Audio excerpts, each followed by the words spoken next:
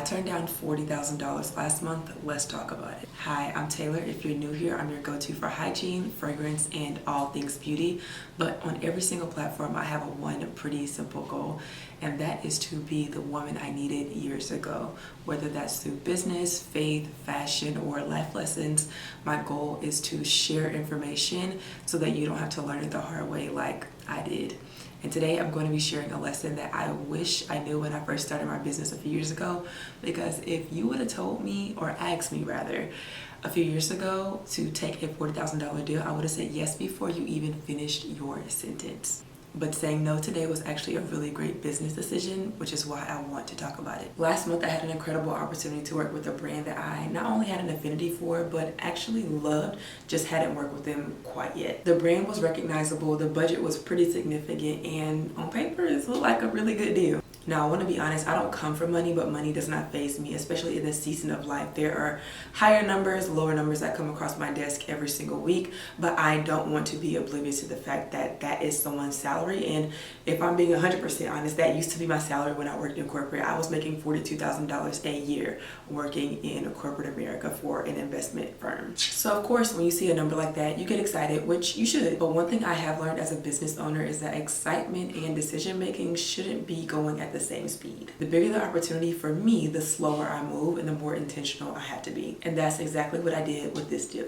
Instead of immediately saying yes, I started asking questions, which I feel every creator should do. And these questions are what changed our brand deal from a yes to an absolute no. One of the biggest mistakes I feel I see creators making is making a decision based off of a dollar amount, and that should never be happening. You shouldn't be asking how much is this gonna make me. The number one question you should be asking yourself whenever you're taking on a brand deal is, what is this going to cost me? Because it's always going to cost you something, whether it's your time, whether it's your energy, whether it's your effort, whether it's your peace, it's always going to cost you something. Sometimes it will cost you opportunities that you can't even see yet, which is where it got really interesting for me for this specific deal. Because the deeper I got into the details, the more I realized this was not a $40,000 deal. This was much bigger than that. For those of you who have followed me for quite some time, it is no secret that beauty is a huge part of my content.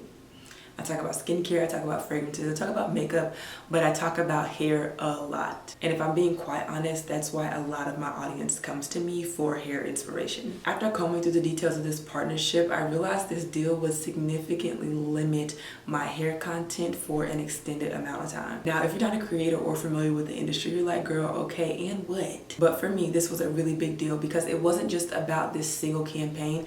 It made me realize how many more campaigns I would have to say no to over the next 6 months. That could easily cost me 6 figures alone. If the brand wanted me to post one video, that's one thing, but to limit the type of content that I create and also who I could work with over the next 6 months, that is a different story. As conversations continue, I was finally let in on what the product actually was, because at this point they were not telling me what the product was because it hasn't been released yet and they really wanted to keep it behind wraps, which I completely understand. And oftentimes I have to do a lot because I get products before the consumer gets them because I have to promote it, so that means I have to have it before it hits the shelves. And whenever I'm considering a partnership, I always ask myself this one question: would I buy this with my own money? Not if I was getting paid, not if it was sent to me for free.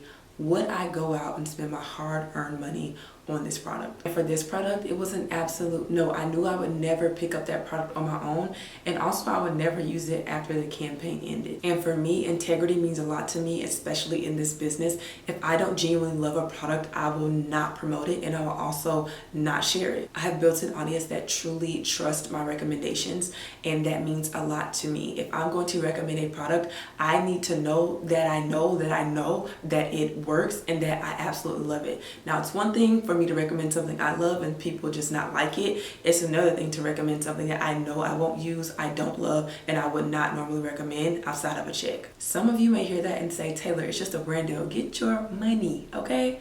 And to that I say, integrity will always matter more to me than a check. My audience isn't just numbers on a screen. These are real women that trust me, who go to their jobs every single day and work hard for the money that they earn. If I tell you a product is worth your money, I need you to genuinely believe that. And thus far, I have built that trust with my audience. Why would I tear that down for $40,000? It's not worth it. It will never be worth it for me. Trust is so hard to build and so easy to lose, and I don't take that for granted. There's a saying that goes, trust is built in drops and lost in buckets. I'm not about to play with my girls because I know they don't play about me. And in this industry, trust is everything.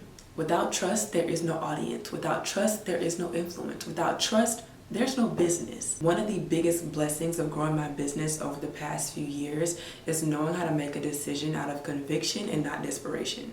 I've worked really hard to be in a space where I can make decisions based on what I feel is right and not because I feel pressured to do so. And for me, that is freedom. I want to continue to build a life that feels like freedom in every aspect. And that's really the lesson that I want you to take away is one, the freedom, but also not making decisions solely based off what they pay, especially as a creator.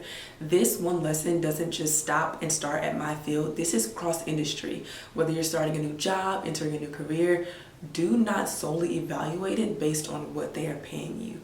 What is it going to cost you? Because as someone who used to work in corporate cost me my mental health, and I will never go back to a job that cost me that. So yes, I turned down $40,000, but I would do it again and again and again. Not because I don't like money, trust me. I like money a lot. Not because I don't believe in brand partnerships, because brand partnerships have truly changed my life for the better. I turned it down because the compensation did not match the ask, and I turned it down because my integrity matters more than a dollar amount in my bank account. So I hope in every decision that you make from here on out that integrity is always what leads you and not money. Thank you so much for watching. I hope this video was helpful for you, especially if you are a creator. If you have any other questions, I'm happy to answer them in the comment section below, but also happy to make another video as well, just sharing my creative journey and things I have learned along the way. I love you and I will see you soon. Bye.